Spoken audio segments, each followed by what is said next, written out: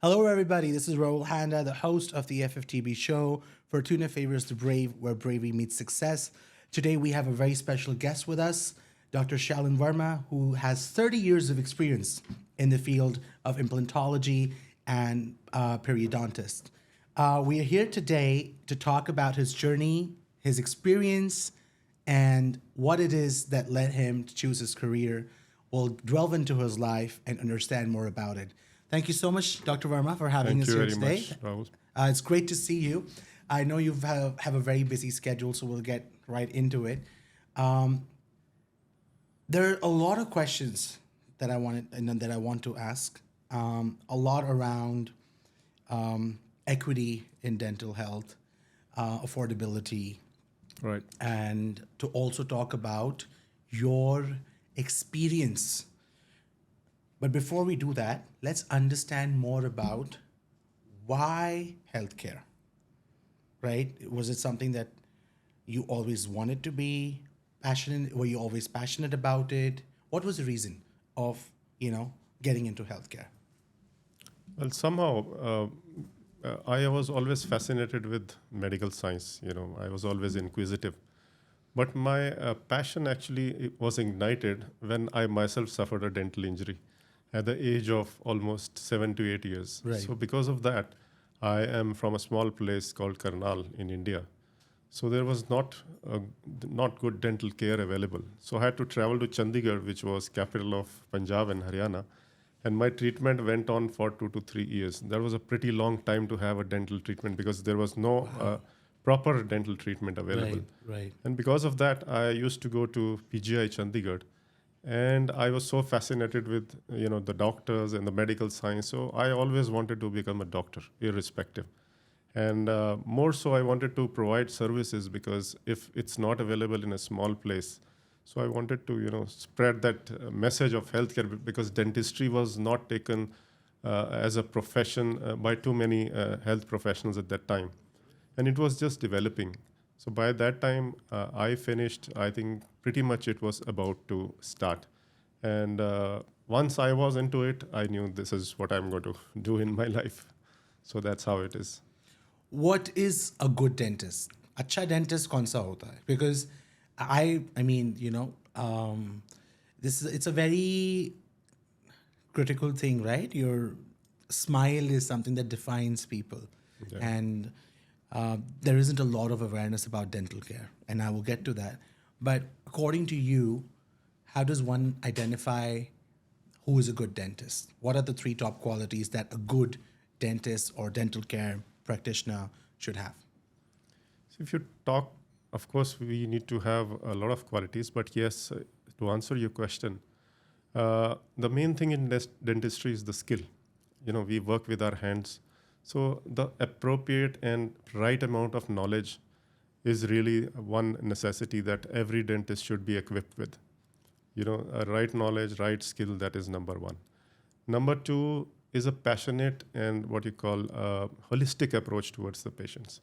Now, many a times we feel that a lot of people, because of their oral health problems, they suffer a lot of distress, not only dentally but also mentally also. So we need to be very compassionate towards them, and that compassion sets you apart from what you are as a skilled dentist and other dentists. That's what I always feel. So they say that a toothache, the kind of pain or the intensity or the velocity of a toothache is much higher on the scale. I read it somewhere. Why is it that people don't take their dental health seriously? Why is it that because this is a myth, we only go to a dentist when we have a problem, right? People do a full body checkup. People take precautions for their heart, for their brain, they go to the gym and all of that. But there isn't a lot of awareness, especially in developing countries like India and many other countries where there is no awareness of how important dental health is. Because people only go to a doctor when they have a toothache. The cavities happen, half the tooth is gone. Only when it starts causing you pain is when you go to the doctor.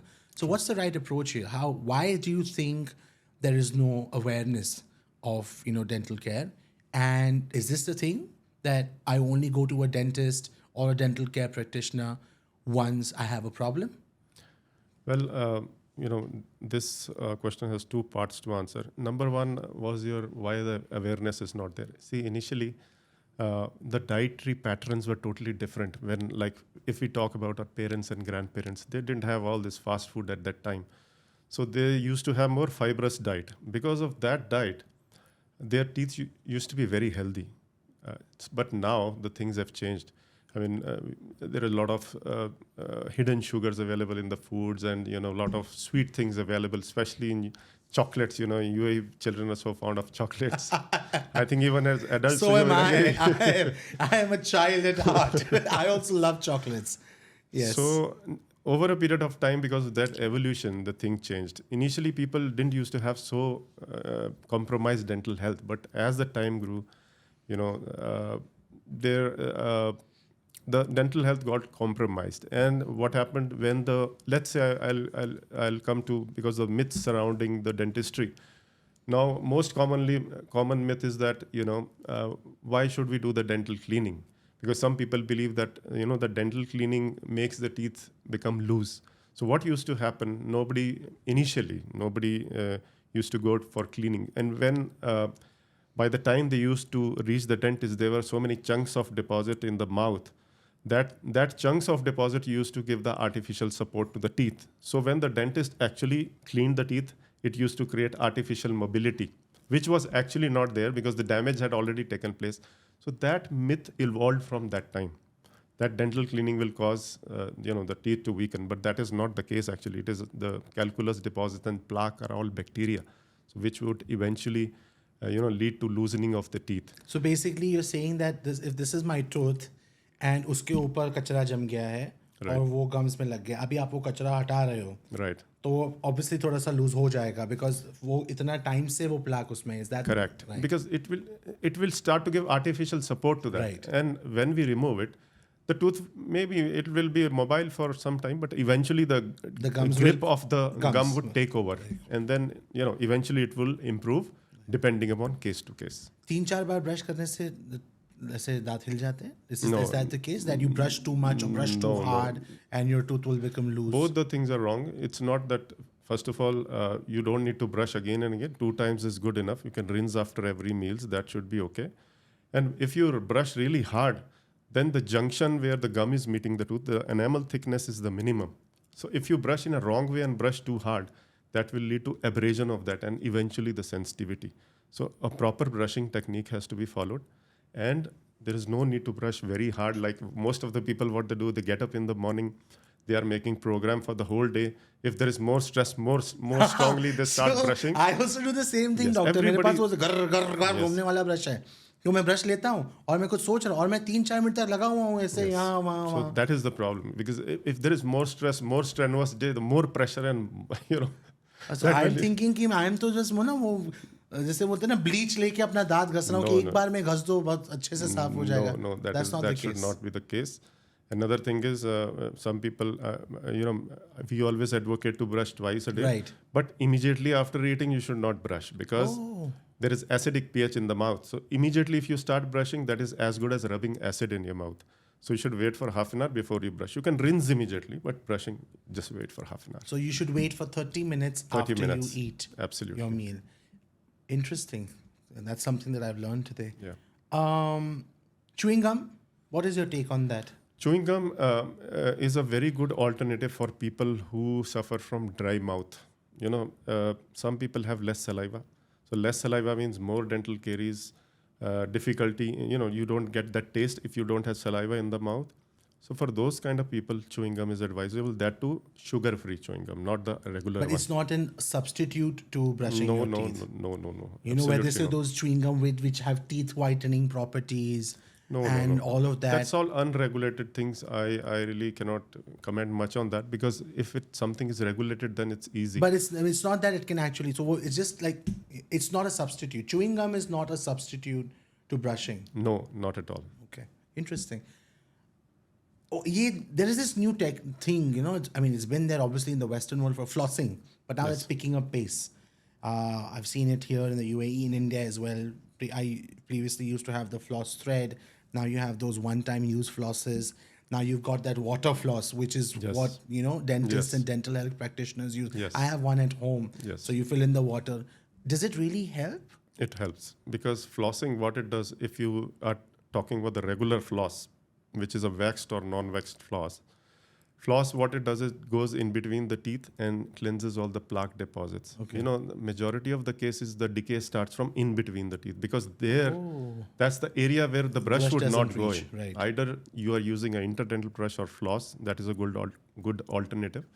And for some people where dexterity is a problem, the hand would not go in, or because of any other reason, water floss is also a very good option because it will help in removing those particles which are stuck in between the teeth, which you cannot remove otherwise. And even some dentists advocate that we can put a bit of mouthwash there so that it cleanses more Better. Got it. in between. And it's said that, people who have consumed a lot of coffee or are smokers, their teeth tend to get yellow. Now, I understand, that obviously it's how the mouth reacts and the teeth reacts to the nicotine and the caffeine and all of that. But do you advise these teeth whitening procedures that are there? Are they safe? Yes, teeth whitening procedures are safe, but there are subject to certain conditions. If you are talking about stains, a simple dental cleaning, or it is also in technical terms called oral prophylaxis, if we do it, it will cleanse the teeth and of course because the teeth are already yellow when you have stains. So when you do cleaning, it will automatically start looking a little more whiter. But if you are talking about teeth whitening will change the color of the teeth. It's not a permanent thing, but for some time, yes. And for some people who have sensitivity in their teeth, for those it's an absolute contraindication because teeth whitening would increase sensitivity transiently, only for some time. But if the teeth are already sensitive, then it's not Makes no advisable. sense, basically, then. Yeah. Alrighty, interesting. Let's talk a little bit. I mean, we talked a lot about dentistry, and I've learned a lot, so thank you for that.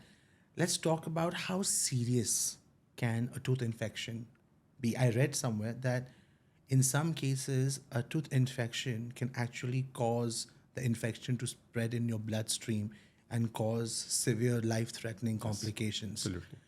Um, and when I read it, I was like, oh my God, Yeah. ये तो पता ही नहीं था, है ना? Because Absolutely. teeth are the most like, underrated when it comes to we taking care of our body. Yeah. People do, they go to the gym for abs and we have our health checkups and all of that, but we don't give that much importance to dental care. Can you tell us a little more about how can a tooth infection actually transfer into the bloodstream and cause a life-threatening complication? Yeah, it's an important question which you asked me. Now, dental health and cardiac health, they are very closely correlated. Why? Because the term what we use is called bacteremia, when the bacteria enter into the bloodstream. So let's say when we are doing brushing, or more than brushing, when we are doing a dental prophylaxis, a dental cleaning, some bacteria enter into blood circulation because we go underneath the gum subgingivally to clean. So when the bacteria goes into the bloodstream, most of the times our immune system is powerful enough to take care of any sort of infection which can take place. But generally, bacteria have a tendency to stay at a place where there is some kind of infection. For example, in cardiac patients, when there is an issue with the dental valves, if the valve is weak or there is a valvular problem, then bacteria in such cases can go and settle in the cardiac valves and called a condition, life-threatening condition called subbacterial endocarditis, subacute bacterial endocarditis. So in order, whenever we see a cardiac patient, we always give a prophylactic antibiotic so that this complication can be taken care of. Also, inhalation of sometimes bacteria can lead to pneumonia in hospitalized cases, especially with pneumonia. It has a lot of actually close interaction with other body systems as well, especially diabetes. Diabetes and dentistry have a two-way relationship. Really? Yeah, that means if you have already a periodontal condition, that means a gum-related condition which has spread to the bone, the presence of diabetes can increase it. Oh, It can exaggerate the bone loss because in diabetes, the immunity of body goes down. absolutely. There is effect on the immunity cells as well. So if diabetes is not under control, it can lead to exaggeration of the periodontal disease. So there is a very quite a close correlation. And I recently completed a fellowship in orofacial pain, in which that was another eye opener for me. That's the reason why I keep on upgrading myself. There are, let's say, a patient. Sorry, I'm a bit off track, No, no, but no. this is Go on, go on. important piece Yes, of absolutely, information which everybody absolutely, should know. absolutely. So what happens sometimes? The patient comes to you. I have a pain in the tooth.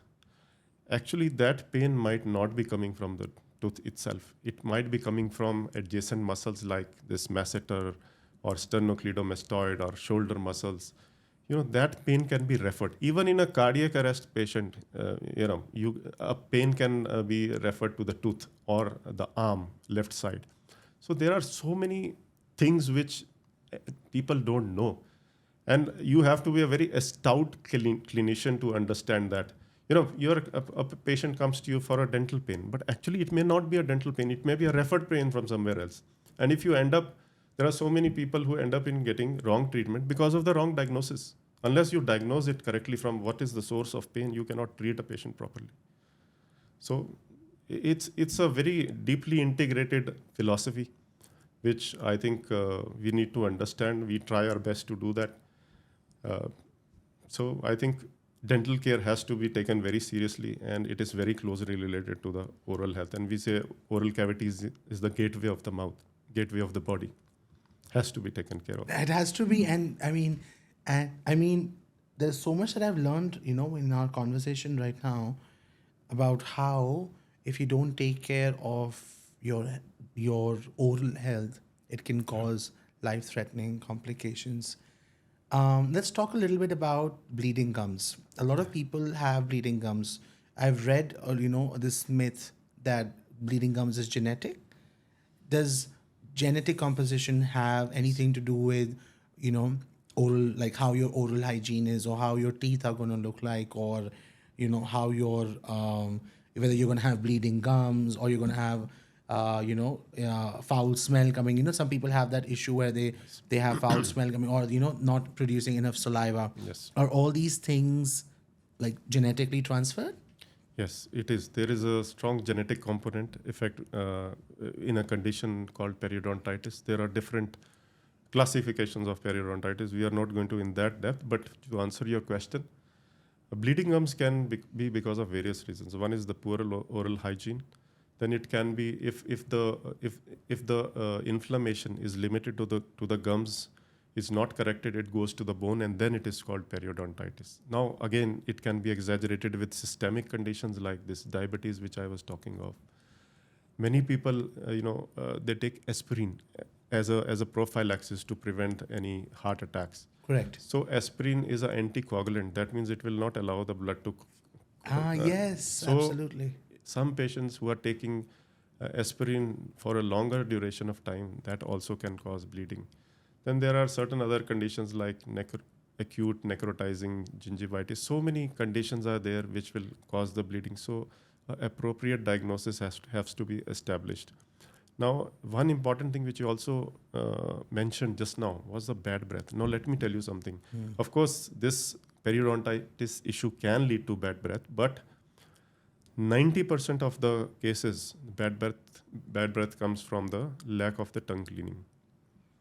If you are not cleaning your tongue, definitely you are likely to have the bad breath. Now, what majority of people do is they think that cleaning the tongue, they can clean with the toothbrush.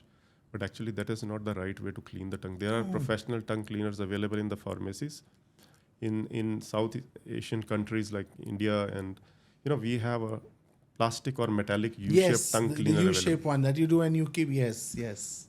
It sounds a little gross, It does. but that is one of the best ways of cleaning your tongue, because your tongue should not look white, it should look pink. Here, when some people consume a lot of coffee and with a high fat content in the milk, so that forms a coating on the tongue, and that creates a bad breath. So 90% of the cases, bad breath is because of the And lack there is of no tongue. awareness. We're brushing our teeth, nobody's That's looking why at the tongue. from this show's medium, I want to tell to everyone, and since you have just initiated such an important point, so and the problem is there is a stigma attached to it. Not Yeah. everybody, even when the patient would come to a dentist, they are not very frank. Doctor, we have come. They can circumvent this issue and speak in some other ways. But as an intelligent dentist, Right. you need to understand what he's trying to say. But doctor, there is no awareness. Like I see, these ads. Yeah. You brush your teeth, and the guy does, and it's all breath of fresh air. And what you're telling is that brushing your teeth has nothing to do with bad breath. That is temporary. That has. I'm not saying it doesn't have at all. Okay. That has a component, but I'm saying the primary component Is can your be tongue. tongue, and then like some patients have kidney issues. Right. And diabetes, that Right. also can lead to certain type of breaths. If we have some onions and all, that also leads to that kind of breath. So there are variety of reasons. But the general primary reason primary is not cleaning your tongue, Tongue properly. properly. And one has to clean it with what? Toothpaste? tongue cleaner. And toothpaste along with it? No, just tongue cleaner should be good enough. Now, for those people who are not using the tongue cleaner on a regular basis, now after listening to this, let's say suddenly you try to buy a metallic tongue cleaner. I will today Yes, on my but way back. the important part is do it gently, because you're just starting to do that. Right. If you put a more pressure on your tongue, you can actually injure your tongue. So you have to be careful. Okay. Use it gently. Once you have developed that sense of pressure, you will do it properly. But it's just a matter of time. Okay. So that caution has to be taken care of. Use it intelligently, and the proper. There's a Today, proper way. there is a huge, thing about aligners. Like back in the day, wearing a brace was a social stigma when I was a kid in school. The mazak, we used to, poke fun of people who used to wear a brace. Now it's a cool thing. There's invisible aligners, and there's some 3D aligners and night guards and whatnot. And, dentistry has evolved drastically.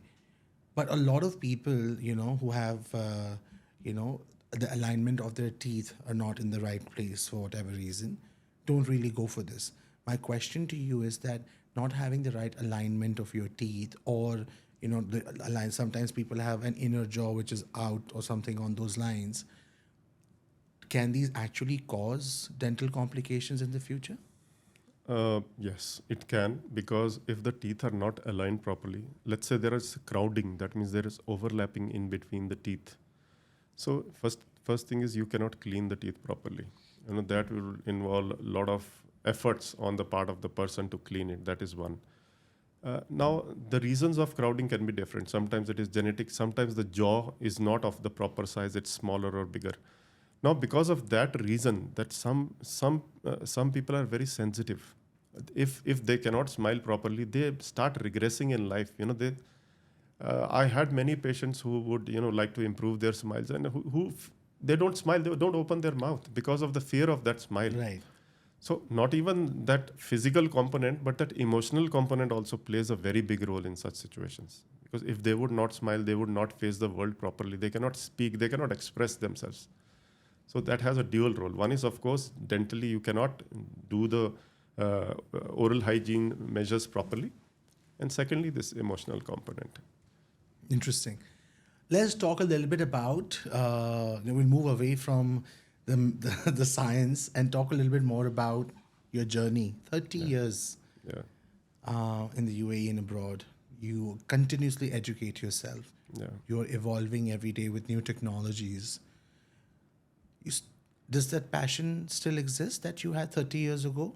Do you still get up with the same excitement? Absolutely, because every day, whenever we go to the clinic, we see a new case, a new type of complication, a new, suddenly a new case which would trigger your neurons to find out what is going wrong and where it is going wrong. So that is the reason every year I keep on upgrading myself. You would not believe, but during my graduation and post-graduation, I have not spent any money. Because I cleared my All India exam, and I was among the top 42 students of India, wherein who clear and then who get post graduation.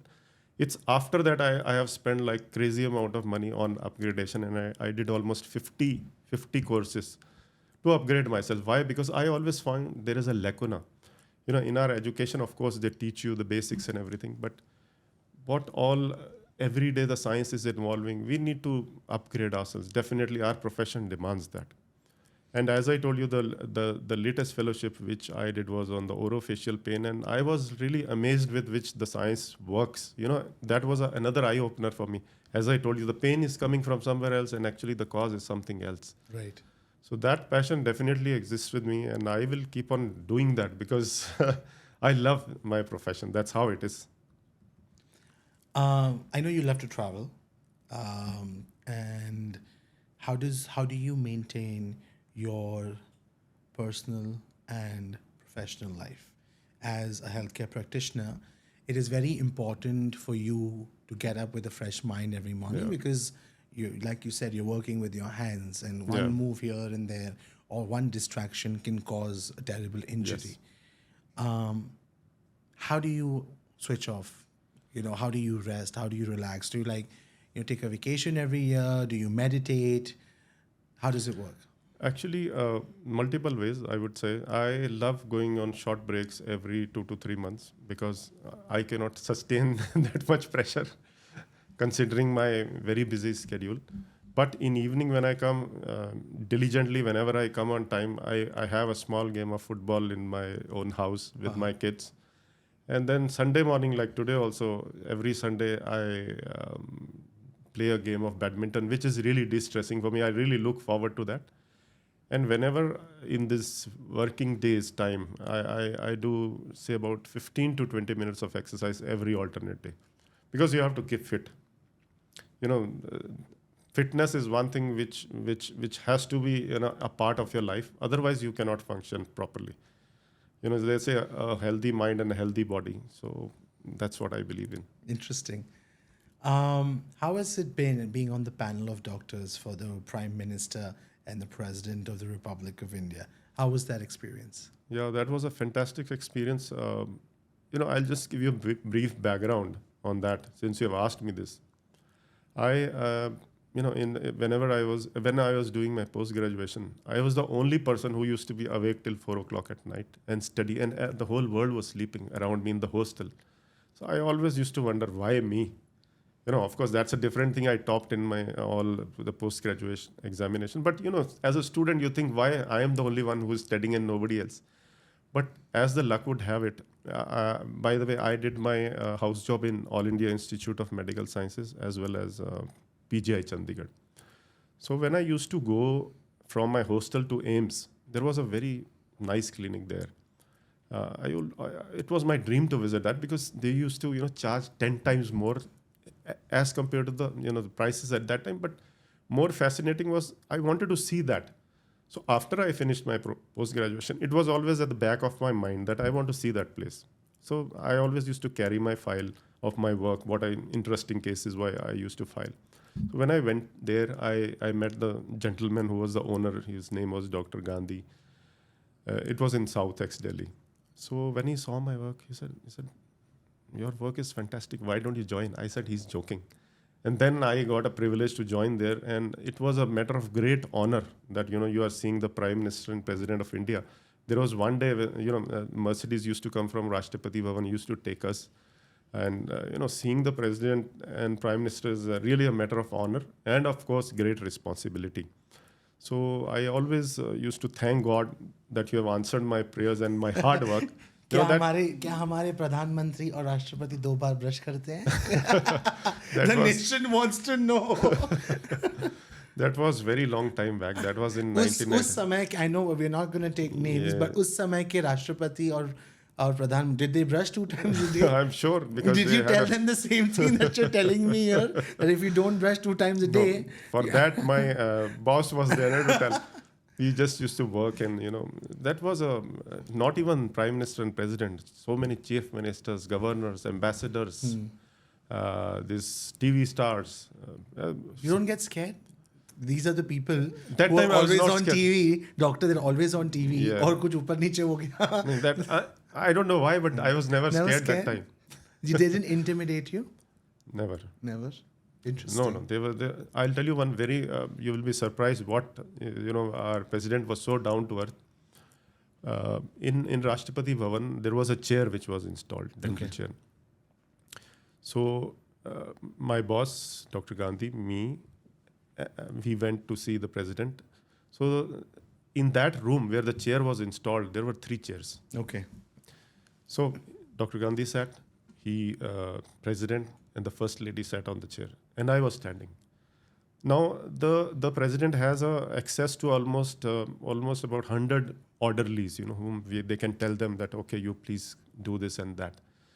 But what she did, she brought the chair herself. Doctor Sahab, aap baith jao. I mean, who would do that? Tell me. Wow. It was like I was totally floored. I said, a first lady of the house doing something like this was unbelievable. Atiti Deva Bhava. No, it really touched my heart that time. I said, I was like zapped. Interesting. Interesting. Yeah, And these things, they sort of etched in your memory, aren't they? absolutely. I can never forget can- that. Yeah, The experience that you have. yes. Interesting. Well, doctor, last question. As we've had an amazing conversation, learned a lot of things. Today, there are a lot of people aspiring to get into dental health, right? Yeah. There are so many people that want to become dentists. Why do you think, even after so many doctors being produced in India or here, or people coming in, etc., there is still inaccessibility to dental health? Number one, there's no equity in dental health, and number two, it's inaccessible because it's expensive. Yeah. Even in India, good dental health is very expensive. Yes. What do you think are the reasons? What are the contributing factors for this? See, dentistry itself is the materials what we use. Then we use the third-party services, the instruments, the consumables what we use, the cost of the building or the office where we The practice. chair, the equipment, That all of adds that. so much. Really? And if you want to do a very good dentistry, I mean, you were asking, what is a good dentist? So if you want to follow everything by the book, it will come to be expensive. That's how I would put it. Right. Yes. I'm not talking about the money which you put in studying. That is all secondary. But if you want to do a good dentist, you want a good dental assistant standing by your side, and you want to do standard equipment and standard materials, then it is expensive. Right. Like, I'll give you a small example, like implants which I use are top quality German implants. I don't want to name any brand because of the obvious reasons, but whatever I am using is of the top quality, and that comes with a price. Why? Because if something goes wrong, let's say if a screw of that implant gets loosened, if a patient goes anywhere in the world, everybody would know that yes, this is a brand and we have the part for it. Let's say if you are using not very known brand or something, then the other dentist will also face a challenge, because today people are traveling a lot. Right. One country to I get a lot of patients who are on visit visa. So finding that part is a big challenge. Right. Nowadays with technology, things have become easier. But I'm just quoting, to use a standard equipment is so important to maintain your standard and the kind of quality work you give to the patient. Got it. So that's one of the reasons why, Yes. dental examinations and the dental, getting dental work done is slightly expensive, Yes. because the better your equipment, the better the technology, the better the material that is being used, it comes with a price. Absolutely. Right? Okay. Last question, doctor. What is your one advice to aspiring dentists that you think, because like I said, a good dentist is very Yes. rare, right? And you're working with your hands, and we've learned that it's something that you're always learning. But what is your one advice to aspiring dentists that are, working towards becoming a good dental health professional? Yeah. So my advice would be, you have to follow your passion, because the kind of gratification which you get when a person gets treated and cured, and you see that smile on the face of the person, that passion should be there in your mouth, in your mind, that if you are to get there, to that level, then you need to work diligently. And of course, there is a lot of competition now. It's not like initial days when I was just getting into the profession. very few people used to do post-graduation, but now it is not the case. Everybody is well settled and everybody is very well equipped. Right. So the level of competition is very high. So they have to gear up and ready for the hard work. And of course, if they are passion, they should know that what is their passion. If Right. they follow their passion, there is no limit actually. Interesting. That's what I would say. Interesting. Well, thank you so much, Dr. Verma. We've had Thank an you very amazing much. conversation. I've learned a lot of things. I'm going to get that tongue cleaner on my way back home today, and I'll make sure to be a little gentle. But thank you so much for your time today. Thank you, We've had an Raul. amazing conversation, and I hope that you'll spare some time again in the future and tell us Definitely. more that you learn about dental health. Thank you so much, Absolutely, Doctor. Raul. Thank It was you. a pleasure to speak to you. I really didn't come to know. I thought it's just 5 minutes. I don't know how much time it has passed. You are an amazing host. I would Thank say. you. Thank you, Doctor. Thank you so much.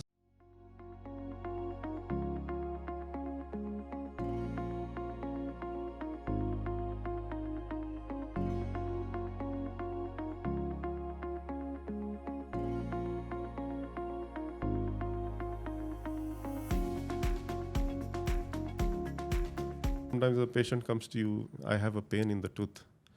Actually, that pain might not be coming from the tooth itself. It might be coming from adjacent muscles like this masseter or sternocleidomastoid or shoulder muscles. That pain can be referred. Even in a cardiac arrest patient, a pain can be referred to the tooth or the arm, left side. So there are so many things which people don't know. And you have to be a very stout clinician to understand that. A patient comes to you for a dental pain, but actually it may not be a dental pain. It may be a referred pain from somewhere else. And if you there are so many people who end up in getting wrong treatment because of the wrong diagnosis. Unless you diagnose it correctly from what is the source of pain, you cannot treat a patient properly.